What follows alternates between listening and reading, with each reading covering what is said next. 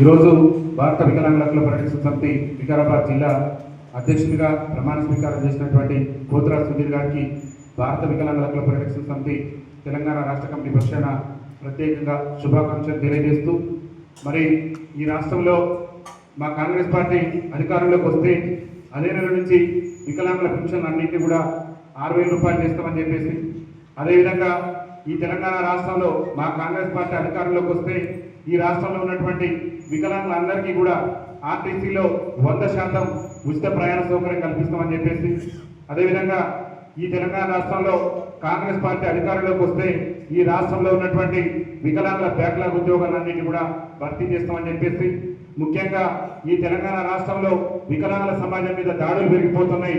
మా కాంగ్రెస్ పార్టీ అధికారంలోకి వస్తే ఈ రాష్ట్రంలో వికలాంగుల అట్రాసిటీ చట్టాన్ని సమర్థవంతంగా అమలు చేస్తామని, అదేవిధంగా గత ప్రభుత్వం వికలాంగుల సంక్షేమ శాఖలో మహిళా శిశు సంక్షేమ శాఖలో మరి విలీనం చేసింది. దాన్ని ప్రత్యేకమైనటువంటి శాఖగా మేము గుర్తించి వికలాంగుల సంక్షేమ శాఖను ప్రత్యేక శాఖగా గుర్తిస్తామని, ముఖ్యంగా తెలంగాణ రాష్ట్ర స్థానిక సంస్థల ఎన్నికల్లో మరి వికలాంగులకు కూడా జనాభా తమాషా ప్రకారం రాజకీయ రిజర్వేషన్ కల్పిస్తామని చెప్పేసి ప్రస్తుతం మన రాష్ట్ర ముఖ్యమంత్రి నాటి పిసిసి అధ్యక్షులు రేవంత్ రెడ్డి గారు అసెంబ్లీ ఎన్నికల సమయంలో అనేక బహిరంగ సభల్లో అనేక వేదికల్లో చెప్పడంతో పాటు వాళ్ళ కాంగ్రెస్ పార్టీ అభయాస్త్రం ఎన్నికల మేనిఫెస్టోలో 29 అంశాల్లో పేర్కొన్నారు. ఇవాళ వికారాబాద్ గడ్డ నుంచి ఈ పోతురాజు సుధీర్ గారి ప్రమాణ స్వీకారోత్సవ వేదిక నుంచి రాష్ట్ర ముఖ్యమంత్రి రేవంత్ రెడ్డి గారికి ఒకటే విజ్ఞప్తి చేస్తున్నాం. మీరు హామీ నుంచి దాదాపు 3 ఏళ్ల పరిపాలన పూర్తిగా వస్తున్నది.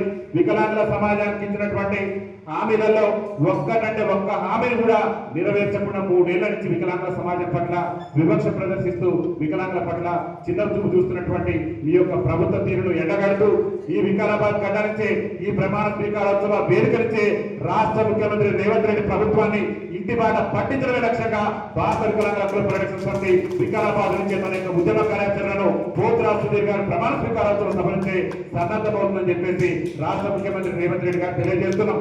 ఇవాళ వికలాంగుల సమాజాన్ని మేము పింఛన్లు పెంచుతామని చెప్పేసి, మేము ఆర్టీసీలో ఉచిత రవాణా ఇస్తామని చెప్పేసి, చట్టసభలలో వికలాంగులకు ప్రాతినిధ్యం ఇస్తామని చెప్పేసి రాష్ట్ర ముఖ్యమంత్రి రేవంత్ రెడ్డి గారు ఎన్నికల మేనిఫెస్టోలో హామీ ఇస్తే, అరే ముఖ్యమంత్రిగా పిసిసి అధ్యక్షుడు హోదాలో ఈ రేవంత్ రెడ్డి గారు హామీలు ఇస్తున్నారు.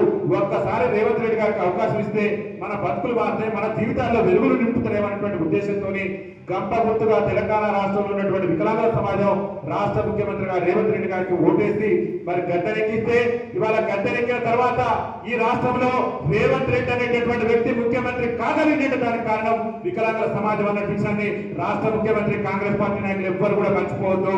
ఈ రాష్ట్రంలో ఉన్నటువంటి పింఛన్దారుల ఓట్లతో ఇవాళ కాంగ్రెస్ పార్టీ అధికారంలోకి వచ్చింది. ఇవాళ అధికారంలోకి వచ్చి 3 ఏళ్లు పూర్తయినా కానీ అరే ఎన్నికల ముందేమో పిసిసి అధ్యక్షుల హోదాలో అనేక బహిరంగ సభలో అనేక వేదికల్లో మేము అధికారంలోకి వస్తే అదే నుంచి 6,000 రూపాయలు పింఛన్ ఇస్తారని చెప్పినటువంటి రాష్ట్ర ముఖ్యమంత్రి రేవంత్ రెడ్డి గారిని ఈ వికారాబాద్ గడ్డ నుంచి వికలాంగుల సమాజం ప్రశ్నిస్తుంది. అయా రేవంత్ రెడ్డి గారు ఎడిపోయినవి 6,000 రూపాయలు కాబట్టి రేవంత్ రెడ్డి గారు మీరు ఎప్పుడైతే అధికారంలోకి వచ్చినప్పటి నుంచి 6,000 రూపాయలు ఇస్తున్నారో బకాయిలతో సుతా మా పింఛన్లు చెల్లించేంత వరకు ఈ ప్రభుత్వం మీద మా యొక్క పోరాటం ఆగబోదు. నువ్వు కనుక మా సమస్యలు పరిష్కరించకుంటే నిన్ను ఇంటి బాట పట్టించేది కూడా ఈ వికారాబాద్ నుంచి మా యొక్క ఉద్యమ కార్యాచరణ కూడా సిద్ధం చేస్తాం. ఇవాళ రేవంత్ రెడ్డి గారు చెప్పిండు, అరే ఈ రాష్ట్రంలో వికలాంగుల మీద దాడులు పెరిగిపోతున్నాయి, మా కాంగ్రెస్ పార్టీ అధికారంలోకి వస్తే ఈ రాష్ట్రంలో వికలాంగుల అట్రాసిటీ చట్టాన్ని సమర్థవంతంగా అమలు చేస్తామని చెప్పిండు. రేవంత్ రెడ్డి ప్రభుత్వంలో సీనియర్ ఐఏఎస్ అధికారిగా ఉన్నటువంటి స్మితా సబర్వాల్ గారు వికలాంగులు సివిల్ సిబ్బందికి రారు, మెయిన్ సిబ్బందికి రారు అని చెప్పేసి వికలాంగుల సమాజాన్ని కించపరిచే విధంగా వ్యాఖ్యలు చేస్తే ఈ రాష్ట్ర ముఖ్యమంత్రి రేవంత్ రెడ్డి కనీసం ఆ మీద చర్యలు తీసుకోలేదు. అరే ఎన్నికల మేనిఫెస్టోలో మమ్మల్ని నమ్మబలికి మా ఓట్లు వేసుకొని గద్దెనెక్కి ఇవాళ ముఖ్యమంత్రిగా ఈ రాష్ట్రానికి చలామణి అవుతూ నువ్వేం చెప్పినవయ్యా చట్టాన్ని అమలు చేస్తానని చెప్పేసి చట్టాన్ని అమలు చేయకుండా స్మితా సబర్వాల్ మీద చట్టాన్ని అమలు చేస్తానని చెప్పినటువంటి రాష్ట్ర ముఖ్యమంత్రి రేవంత్ రెడ్డి గారు ఎందుకు చర్యలు తీసుకోలేదని చెప్పేసి ఈ వికారాబాద్ గడ్డ నుంచి మా పోతురాజు సుధీర్ గారి ప్రమాణ స్వీకారోత్సవ సభ నుంచి రాష్ట్ర ముఖ్యమంత్రి రేవంత్ రెడ్డి గారిని మేము ప్రశ్నిస్తున్నాం. అరే రేవంత్ రెడ్డి గారు చెప్పి చట్టాన్ని అమలు చేస్తానని స్మితా సబర్వాల్ మీద ఎందుకు చర్యలు తీసుకోలేదని వేదిక అడుగుతున్నది. అదేవిధంగా రాష్ట్ర వికలాంగుల సంక్షేమ శాఖ మంత్రి అడ్లూరి లక్ష్మణ్ గారు ఉన్నారు. అరే వికలాంగుల సంక్షేమ శాఖ మంత్రిగా అడ్లూరి లక్ష్మణ్ గారు బాధ్యతలు చేపట్టి దాదాపు 2 సంవత్సరాలు పూర్తిగా వస్తుందేమో.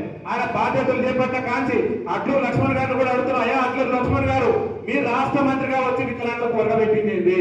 మీరు రాష్ట్ర మంత్రిగా కొనసాగితే కొనసాగండి, కానీ మా వికలాంగుల సంక్షేమ శాఖ మంత్రి పదవికి మీరు రాజీనామా చేయాలని చెప్పేసి వికారాబాద్ గడ్డ వేదిక నుంచి మేము డిమాండ్ చేస్తున్నాం. అని ఒక్కటంటే ఒక హామీని అమలు చేయించలేకపోతే మా మహిళా సోదరులకు ఫ్రీ ఇచ్చినటువంటి మీ ప్రభుత్వం వికలాంగుల సమాజానికి వచ్చేసరికి అరే ఎన్టీ రామారావు ముఖ్యమంత్రి ఉన్నప్పటి నుంచే 50% రాయితీతోనే ఈ రాష్ట్రంలో ఉమ్మడి ఆంధ్రప్రదేశ్ లో ప్రయాణం చేసినటువంటి చరిత్ర మాది. ఇవాళ మహిళా అమ్మలకు అక్కలకు చెల్లెలకు ఉచితం ఇచ్చి మాకు ఉచితం ఇవ్వకుండా మా పట్ల ఎందుకు వివక్ష ప్రదర్శిస్తున్నారు?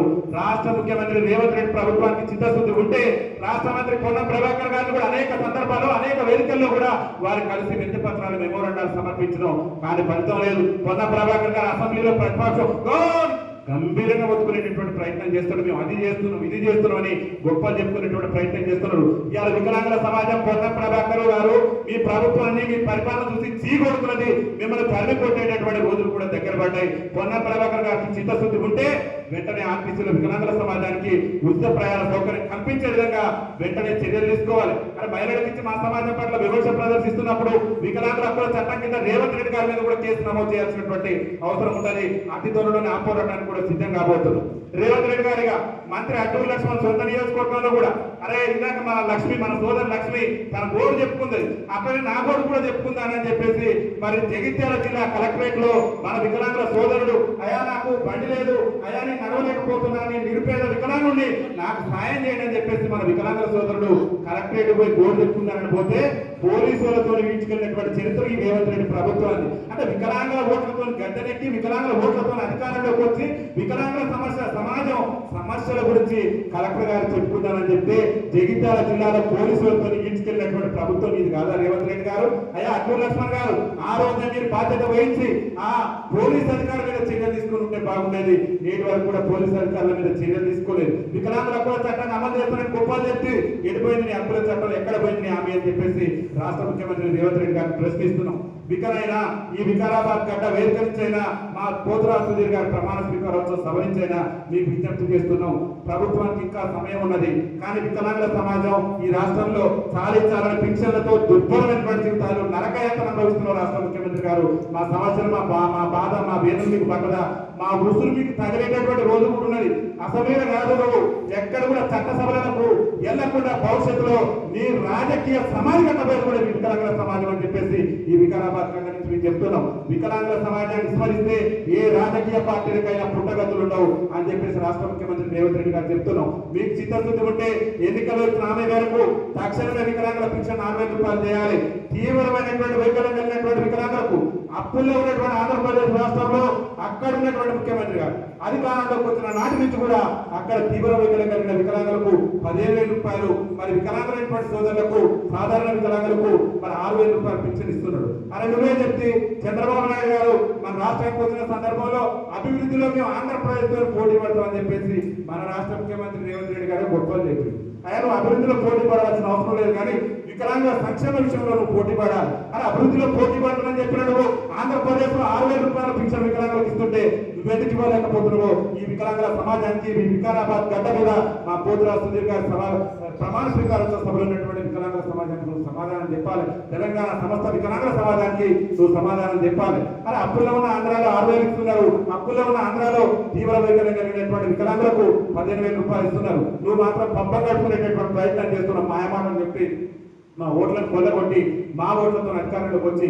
మా సమాజాన్ని పూర్తి స్థాయిలో విస్మరిస్తున్నారు. ఖబర్దార్ రేవంత్ రెడ్డి గారు, నిన్ను నీ ప్రభుత్వాన్ని అంతా చేయడమే నీ కోటను కూడా బద్దలగొట్టబోయేది వికలాంగుల సమాజం. వేరే వాళ్ళు ఎవ్వరు కూడా రారు. వికలాంగుల సమాజ హక్కుల కోసం, ఆత్మ గౌరవం కోసం, ముఖ్యంగా రాజ్యాధికారంలో భాగస్వామ్యం కోసమే మా పోతురాజు సుధీర్ గారి నాయకత్వంలో ఈ వికారాబాద్ గడ్డ నుంచి రాష్ట్ర ముఖ్యమంత్రి రేవంత్ రెడ్డి ప్రభుత్వం మెడలు వచ్చి రాష్ట్ర ముఖ్యమంత్రికి ముచ్చమడలు పట్టించైనా సరే హక్కుల సాధన కోసం, ఎన్నికలు వచ్చినటువంటి హామీల సాధన కోసం మా యొక్క పోరాటాలు భవిష్యత్తులో నిర్వహించబోతున్నామని చెప్పేసి ఈ వేదిక నుంచి విజ్ఞప్తి చేస్తున్నాం. ఇవాళ గౌరవ అసెంబ్లీ స్పీకర్ గారు మన గడ్డం ప్రసాద్ గారు ఇదే వికారాబాద్ నుంచి వారు ఎమ్మెల్యేగా ప్రాతినిధ్యం వహిస్తున్నారు. నాకు బాధ వేస్తుంది, ఎందుకంటే గడ్డం ప్రసాద్ గారు ఆయన మాజీ ఎమ్మెల్యే కావాలని చెప్పేసి తహతాలాడుతున్నట్టు, మాజీ స్పీకర్ కావాలని చెప్పేసి కూడా తహతాలాడుతున్నట్టు మనకు అనిపిస్తుంది. ఎందుకంటే తెలంగాణ రాష్ట్రంలో 30 లక్షల మంది వికలాంగుల సమాజం అనేకమైనటువంటి సమస్యలతో అల్లాడిపోతుంటే ప్రతిపక్షాలు వాయిదా తీర్మానం ఇచ్చినాయి. అయా స్పీకర్ గారు, ఈ రాష్ట్రంలో వికలాంగుల సమాజం వాళ్ళు అనేకమైనటువంటి సమస్యలు ఎదుర్కొంటున్నది. మీ కాంగ్రెస్ పార్టీ కూడా వారికి అనేకమైనటువంటి హామీలు ఇచ్చింది.